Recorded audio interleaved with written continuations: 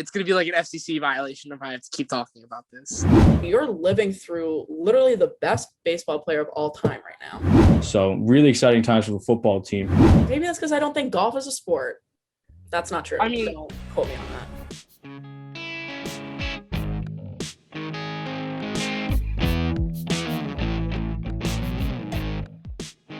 Hello, everyone, and welcome to Keeping Score with Laney and Dylan, a podcast show dedicated to bringing analysis of Rutgers sports and sports around the country. I'm Laney. And I'm Dylan. And in today's episode, we welcome our sports writer, Jack, to discuss the latest on the exciting new recruitments for the Scarlet Knights, as well as all things MLB, including Ronald Acuna Jr., rule changes, and the historic slow start for the Yankees. And in our bonus segment today, we give our picks for the greatest sports films of all time. So let's just jump right into it, guys. The recruits for Rutgers, not only just recruits for football, but also kind of where the men's and women's basketball teams are. The women's basketball team has taken a really big hit in terms of transfers. Diamond Johnson, Takia Macarella, Girantes, they've all left. I think there's more. Miles Johnson is taking his talents to UCLA. I'm feeling kind of nervous for basketball when it comes to Rutgers. I'm not going to lie. How are you guys feeling? Definitely basketball, it's kind of tough. But football, which we're all looking forward to, the spring game officially moved back to May 20th. Very exciting times for the football team. The 2022 class is currently 9th in the nation with recruits such as Gavin Wimsatt, who looks to be finally the answer for a team that has struggled with inconsistent quarterback play to this day, in my Deontay Wilder voice, to this day.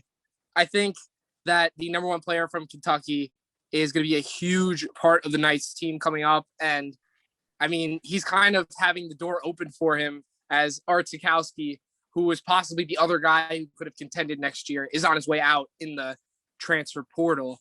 I know Jalen Gold was a big recruit for the Knights too, a cornerback from Bergen Catholic up north. And yeah, overall, the basketball team just had a lot of success, but it's kind of looking a little bit scary. But I got to say, the football team, it's looking up. They had an impressive season in 2020, and things are looking even better for 2021. Yeah, I'm excited for the football team. When I was doing my research for this podcast, there's a lot of articles I was pouring over, and the main thing that I recognize is that everyone's, saying the same things about the Rutgers program. They're saying, once we commit, more people will do the same. Just building a culture under Greg Schiano, it's really exciting to see because, where we've seen Rutgers football these past couple of years, it's really exciting to see. Gavin Wimsatt is a huge recruit, biggest out-of-state recruit Rutgers has ever gotten, I believe, in their entire program's history. That's massive. As a quarterback as well, I mean, they're going to be set when he comes in the class of 2022. And their 2022 class is also ranked 9 in the nation. So really exciting times for the football team. Really looking up for them, sky's the limit. Moving on with the basketball team. Yeah, it's been a rough month with since the Houston loss, with all these guys leaving. With that said, I don't think any of the departures are that surprising to me. Miles Johnson especially, we knew that he wanted to further his academic career, which no shame on him. That's a great school he's going to in UCLA, and also a great basketball team as well with what we saw in the Final Four. Montez Mathis, I kind of knew that he was going to move on with St. John's. Wishing the best of luck for him. Mamadou Ducour with LaSalle, that was another one that you would expect. And Gio and Ron, it's up in the air. You never, you don't know what's going to happen with the draft. I think Ron Harper Jr. has a bit more cachet with the draft odds.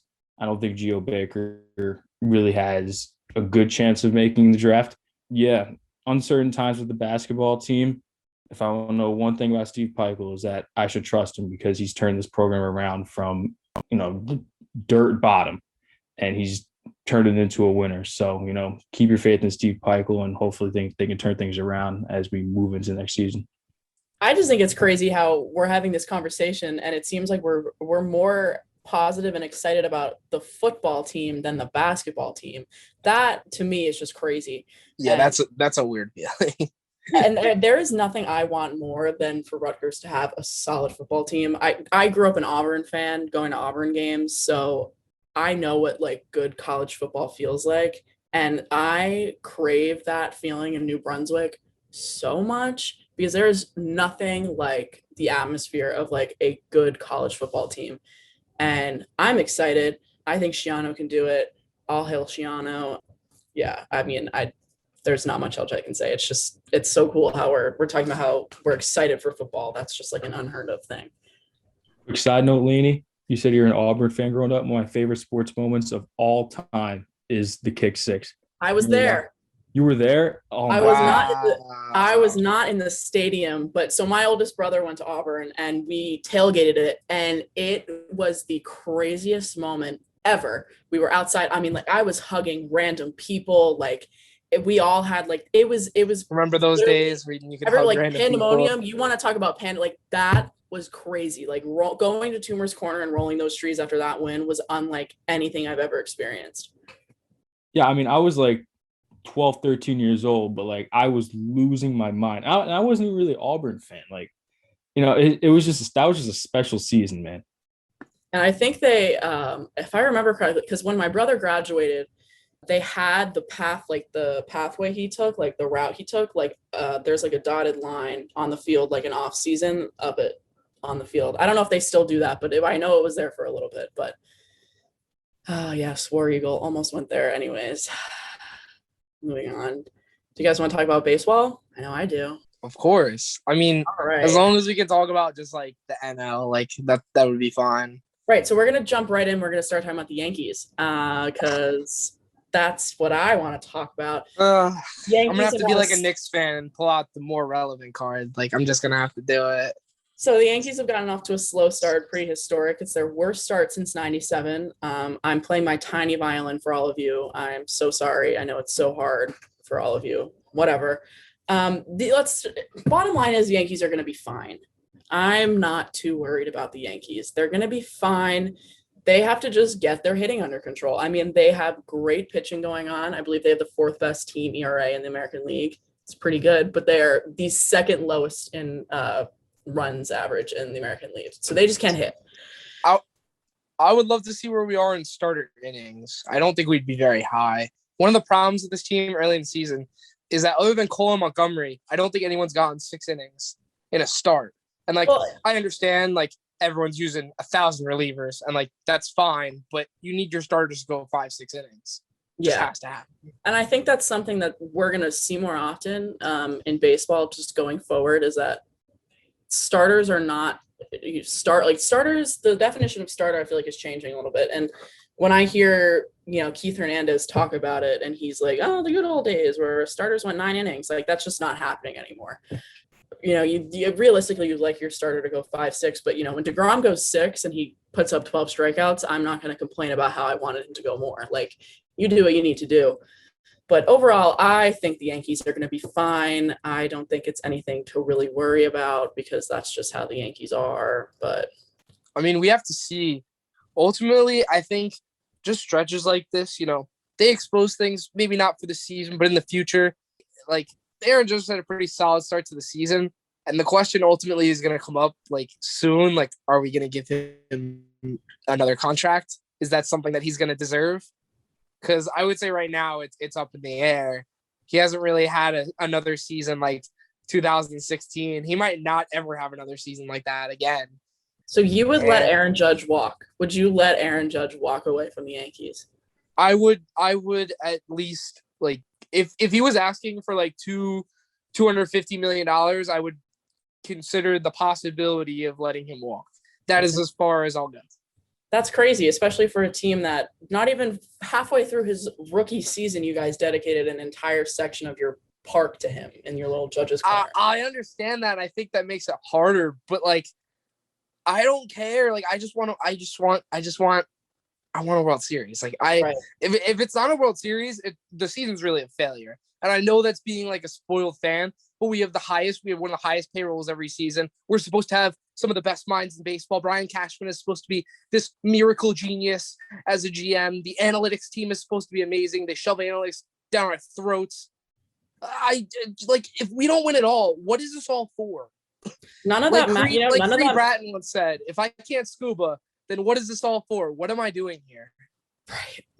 Right. Well, it doesn't matter how great your analytics team is. It doesn't matter how smart anybody in your front office is. If your players are not going to produce, you're not going to win anything. And I think the Yankees are just this. How I feel about the Yankees. Look, I have a soft spot for them. Sometimes my dad's a huge Yankee fan, so it's like I do have a dog named Munson, so it's like it's a double. That's my dad's favorite player too. Oh yeah, that was my Thurman dad's Munson. favorite player. So My dad's favorite I have a too. dog named Shay and a dog named Munson. But I think the Yankees will be fine. I'm sure once the Subway Series comes around, the Mets will be swept because that's just how things go. Now, another team that I don't really like, the Braves. We have Ronald Acuna Jr., who is going off right now. I mean, he is like the definition of raking. He fits it. I mean, he's hitting 385 in the past 7 games, 7 walks, a double, a triple, 3 home runs, 8 RBIs. Like, he's killing it. I believe he just got named National League Player of the Week today. Look, as a Mets fan, I hate facing the Braves, especially as a Mets fan that grew up in Atlanta. Hate facing the Braves. The Braves have always been a problem. As far as the rest of the team, I'm not going to go into that, but he is definitely absolutely making a star of himself this season. We've seen impressive play from Acuna before. In 2019, he pretty much almost had a 40-40 season. Very few players have ever done that before. He's a star. He's one of the youngest stars of the game. Him, Tatis, Soto, guys who are younger and are really just excelling very quickly.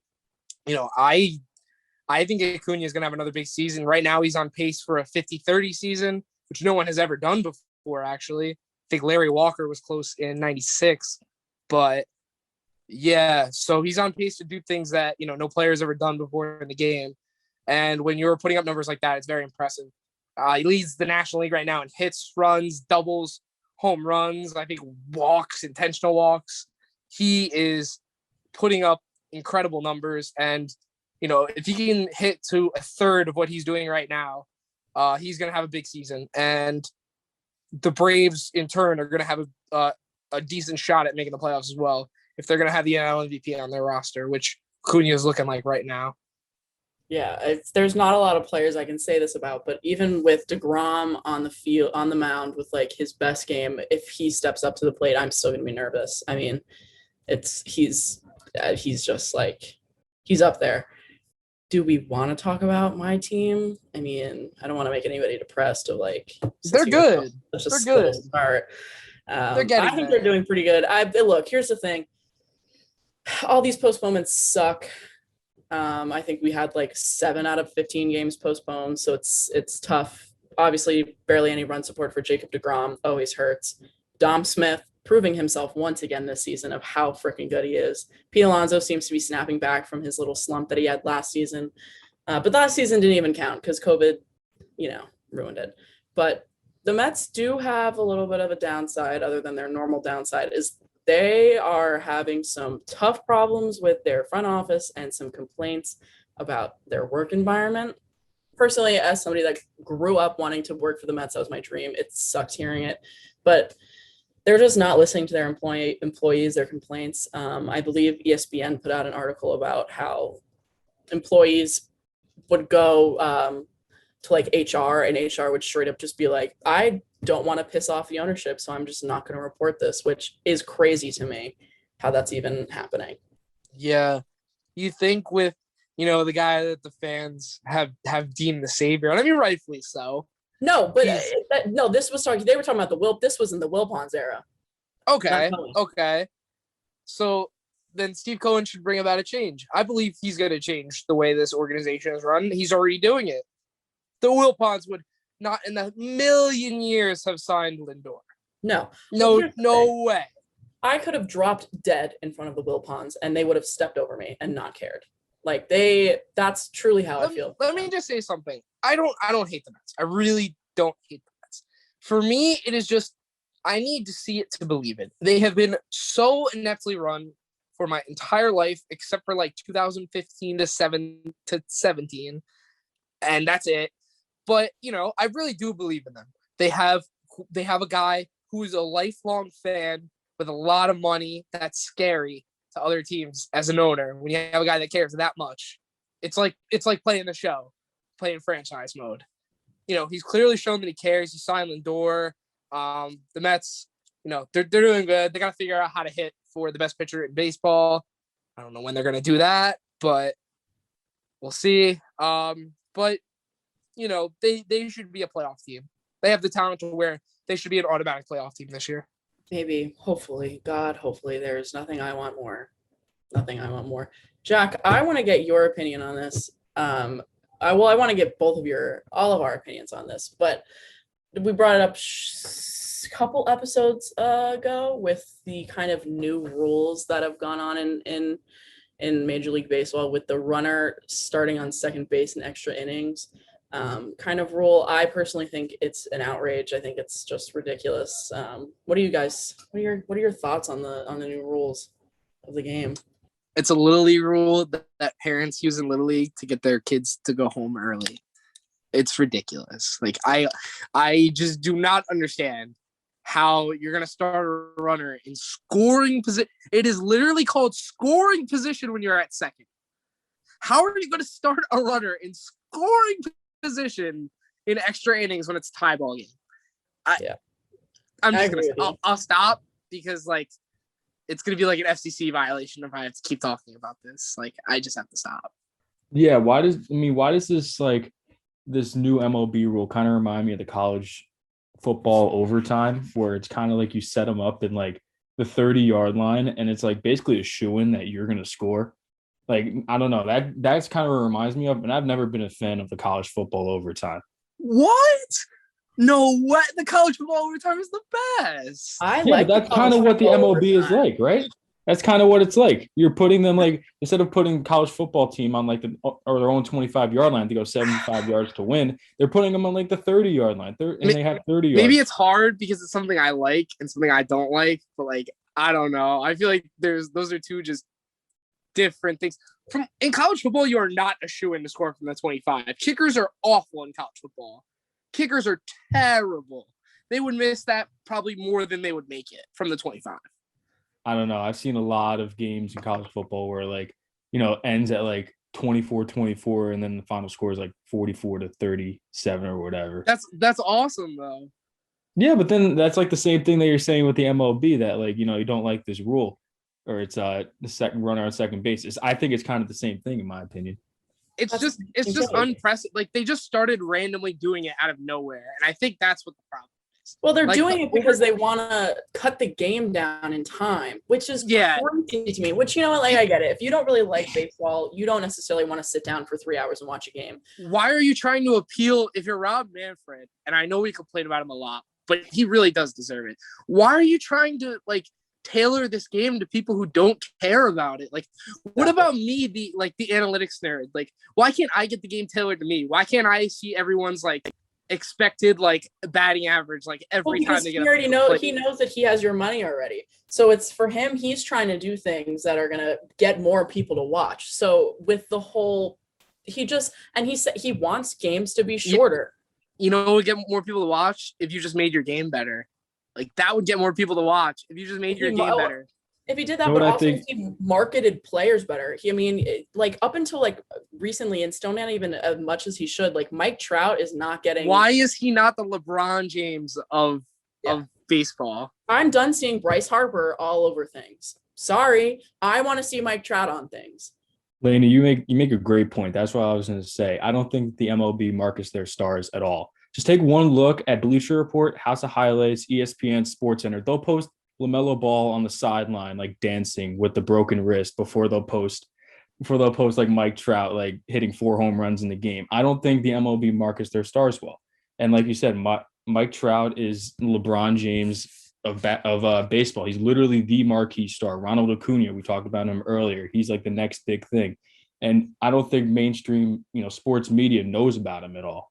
I think mainstream sports media knows more about LaMelo Ball, and they know more about I don't know, any NBA player. I think that's what, maybe I'm biased because I'm a basketball fan, but I think the NBA does an excellent job of marketing its stars. And I think you could see it on social media, and that's where the MLB needs to improve.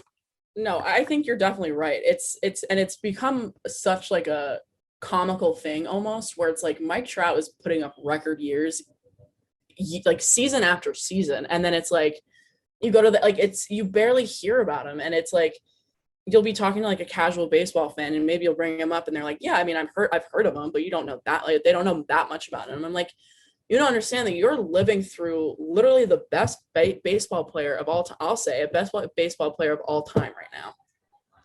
That'd be like somebody picking somebody up off the street and be like, do you know who LeBron James is? And they'd be like, no. Look, I think part of that with Mike Trout is that he's not really winning at all. Like, it's the same thing in like basketball or football. Like, you're not going to get the credit that you deserve when you're not going far in the playoffs and you're not winning championships.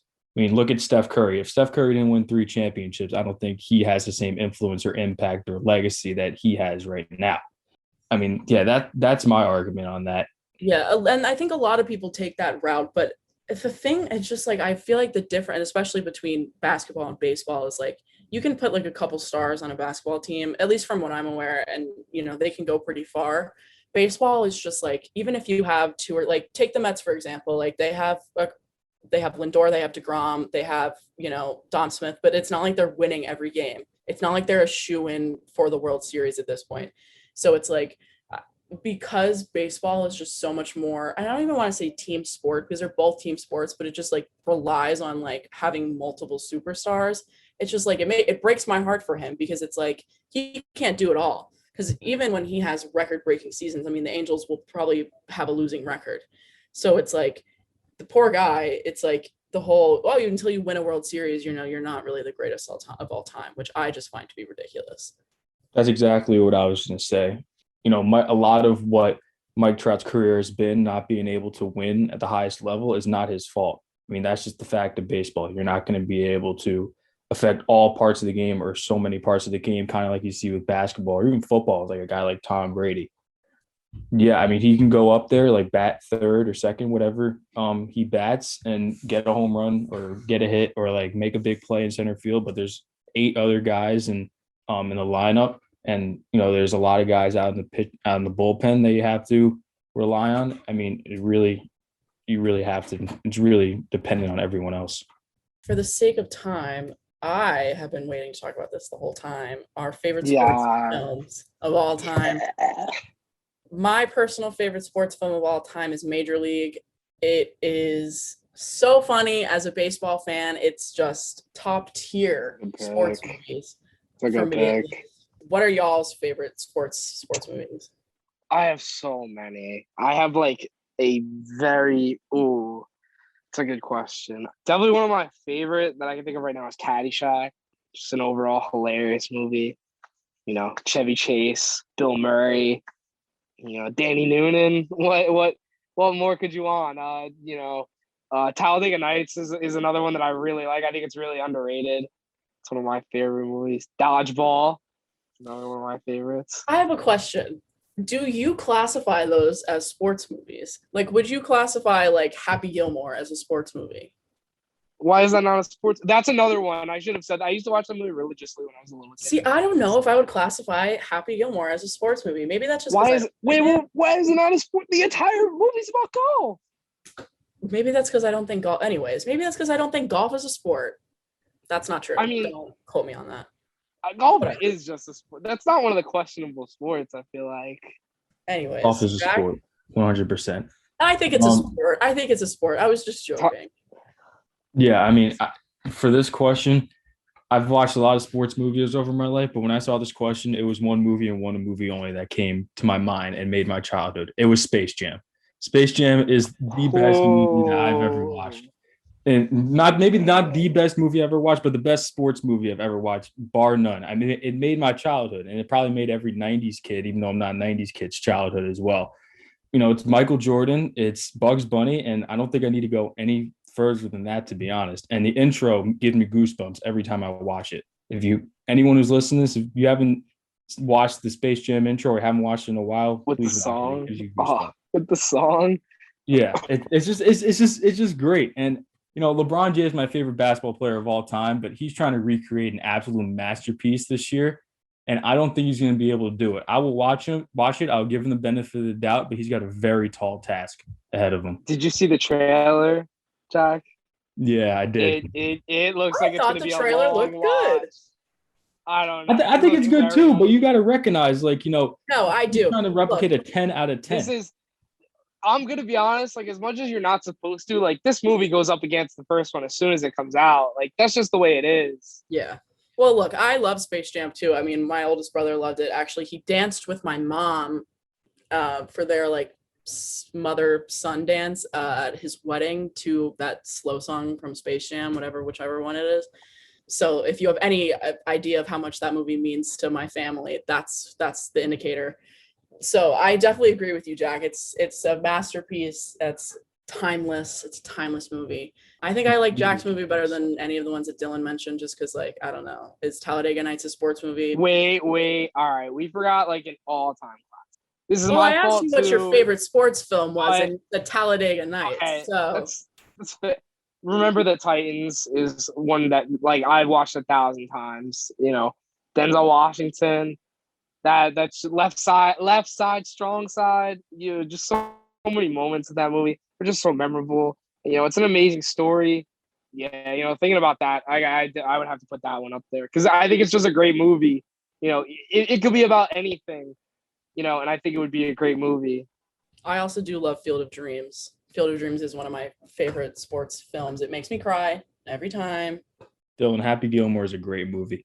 I didn't Fantastic. completely forget about it, and it was not over Space Jam, but Happy Gilmore is an awesome The movie. Water Boy too. Adam Sandler in the '90s was undefeated. And The Longest Yard's another one of those sports movies. I didn't watch. Ooh, The Longest Yard 1 is before my time, but The Longest Yard 2 is definitely like one of my top movies as well. And don't forget about Motley Crue. That's a good one. That's a star-studded movie. There's so many like football players and wrestlers in that movie. I remember as a little kid loving that, seeing all of them. Oh yes, sports movies. They make the world go round. Dylan, would you like to sign off for us? Yeah, can do that. And that's all for today. Make sure to join us next time on Keeping Score for more sports updates. And make sure to follow the Daily Targum on our Twitter, Instagram, Facebook, and YouTube for more content.